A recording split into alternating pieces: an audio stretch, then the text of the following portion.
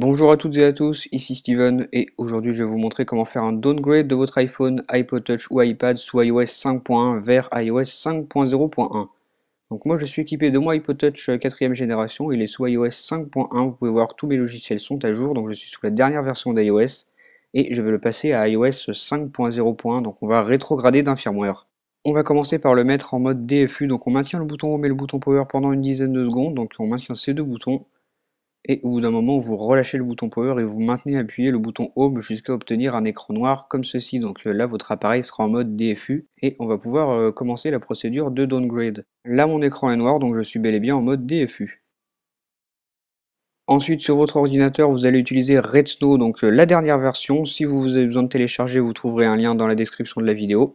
Donc vous ouvrez Redsn, vous vous rendez ici dans Extra. Vous cliquez sur Poon DFU, vous vous assurez que votre appareil est bien en mode DFU et vous cliquez sur Next.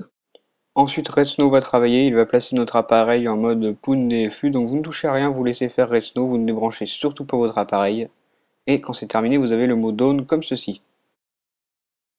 Ensuite, quand votre appareil est en mode Poon DFU, vous allez ouvrir iTunes, il va reconnaître votre appareil en mode récupération, donc c'est normal, vous faites OK, vous allez cliquer sur Alt et sur Restaurer.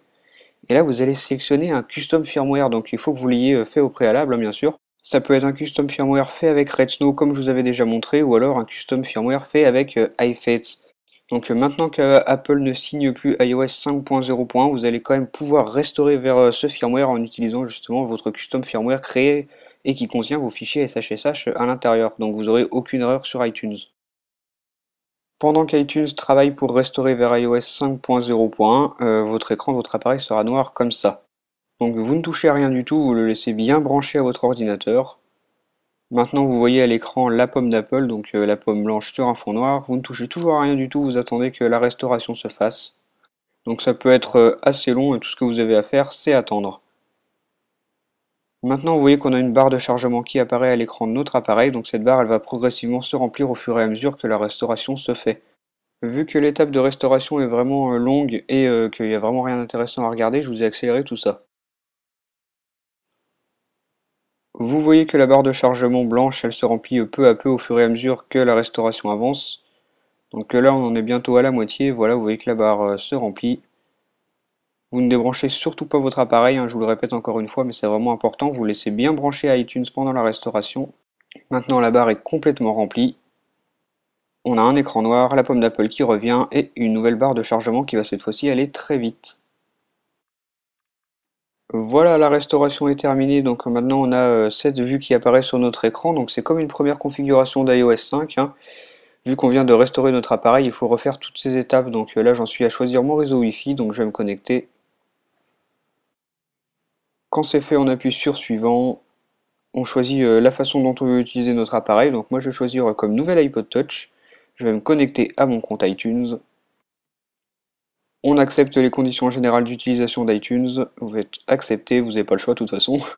Et là vous avez la configuration de votre appareil qui peut prendre quelques minutes comme c'est marqué, donc tout ce que vous avez à faire c'est attendre que la configuration se fasse. Donc on patiente. Cette étape elle peut être plus ou moins longue suivant si vous avez choisi une sauvegarde à partir d'iTunes ou comme un nouvel appareil, donc moi ça devrait être assez rapide. Voilà, la configuration est terminée, on nous demande si on veut utiliser iCloud ou non, moi je vais mettre non pour aller plus vite. Vous finalisez ces petites étapes et maintenant vous pouvez commencer à utiliser votre appareil. Donc voilà, il est maintenant sous iOS 5.0.1. Je me rentre dans les réglages, je vais vous montrer tout ça. Donc je suis bien passé d'iOS 5.1 à iOS 5.0.1. Vous pouvez voir que j'ai la mise à jour d'iOS 5.1 qui a commencé de se faire. Je sais pas trop pourquoi ça me fait ça doit être un petit bug. Donc voilà, je suis bien passé d'iOS 5.1 à iOS 5.0.1 sur mon iPod Touch. Si je me rends dans les réglages, les informations générales, vous voyez bien iOS 5.0.1 dans la version de l'appareil. Donc voilà pour ce petit tutoriel de downgrade. Dites-moi ce que vous en avez pensé via les commentaires et si vous avez des questions, n'hésitez pas à les poser. Allez, salut!